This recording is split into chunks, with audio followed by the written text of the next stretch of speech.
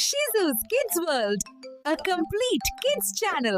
ദയവായി ഈ channel subscribe ചെയ്യുകയും പിന്തുണയ്ക്കുകയും ചെയ്യുക.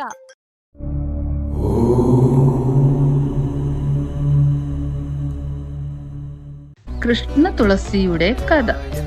രാധയുടെ ശാപമേറ്റ കൃഷ്ണപ്രിയായ തുളസീദേവി ധർമ്മധ്വജന്റെയും മാധവിയുടെയും മകളായി ഭൂമിയിൽ ജനിച്ചു. ഒരു ദിവസം വനത്തിലൂടെ നടക്കുമ്പോൾ ഗണപതിയെ കണ്ടു മോഹിച്ച തുളസി അദ്ദേഹത്തെ വിവാഹം കഴിക്കണമെന്ന ആഗ്രഹം പ്രകടിപ്പിച്ചു. എന്നാൽ താൻ അവിവാഹിതനായി തുടരാനാണ് ആഗ്രഹിക്കുന്നതെന്ന് പറഞ്ഞ ഗണപതിയെ തുളസി ശപിച്ചു. എന്നെങ്കിലും ബ്രഹ്മചര്യം മറികടക്കേണ്ടി വരുമെന്നായിരുന്നു ആ ശാപം. ഇതിൽ കുപിതനായി ഗണപതി ഒരു രാക്ഷസന്റെ ഭാര്യയായി തുളസി മാറുമെന്നും പിന്നീട് പുണ്യസസ്യമായി ശാപമോക്ഷം ലഭിക്കുമെന്നും അറിയിച്ചു.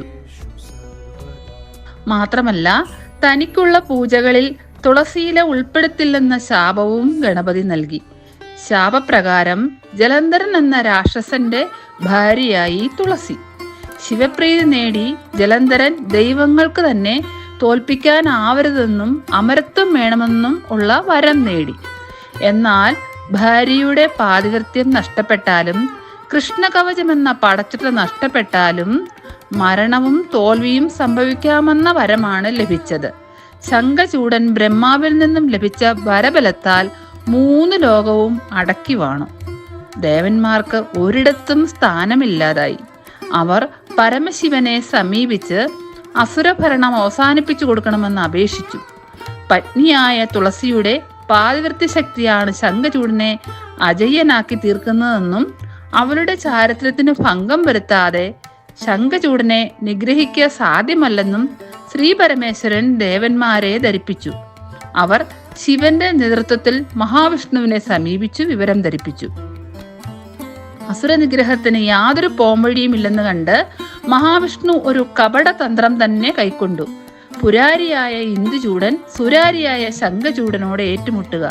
അതിനിടയിൽ താൻ ശംഖചൂഡന്റെ കപടവേഷം കൊണ്ട് തുളസിയുടെ ചാരിത്രത്തിന് ഭംഗം വരുത്തുക. ഇതായിരുന്നു മഹാവിഷ്ണു നിർദ്ദേശിച്ച കുതന്ത്രം. നിർദ്ദിഷ്ട തന്ത്രം രണ്ടും നിർവഹിക്കപ്പെട്ടതോടെ ശംഖചൂഡൻ ഇന്ദുചൂഡനാൽ വധിക്കപ്പെടുക തന്നെ ചെയ്തു. വഞ്ചിതയായി താൻ എന്നറിഞ്ഞ തുളസി വിഷ്ണുവിനെ ശപിച്ചു. നീ ശിലാരൂപിയായി പോകട്ടെ, ഒരവതാരത്താലും സ്വശക്തി അറിയാതെ പോകട്ടെ. പെട്ടെന്ന് സമനില കൈക്കൊണ്ട തുളസി ശാപം പിൻവലിച്ച് മഹാവിഷ്ണുവിന്റെ പാദത്തിൽ കുമ്പിട്ടു. ഭഗവാൻ അവളെ പിടിച്ചെഴുന്നേൽപ്പിച്ച് ആശ്വസിപ്പിച്ചു. ഭദ്രേ, പെട്ടെന്ന് നീ നിന്റെ ഭൗതിക ശരീരം പിടിയും. ലക്ഷ്മിക്ക് തുല്യമായ നില എന്നിൽ നിനക്കുണ്ടായിരിക്കുകയും ചെയ്യും. നിന്റെ ശരീരം ഗണ്ഡകീ നദിയായും തലമുടി കൃഷ്ണ തുളസി ചെടിയായും പരിണമിക്കും. നിന്റെ ഭർത്താവിന്റെ അസ്ഥികളിൽ നിന്നും ശംഖും ഉണ്ടാകും. തുളസിയും ശംഖും എന്റെ ആരാധനയ്ക്കായി ഭക്തജനങ്ങൾ പ്രയോജനപ്പെടുത്തും.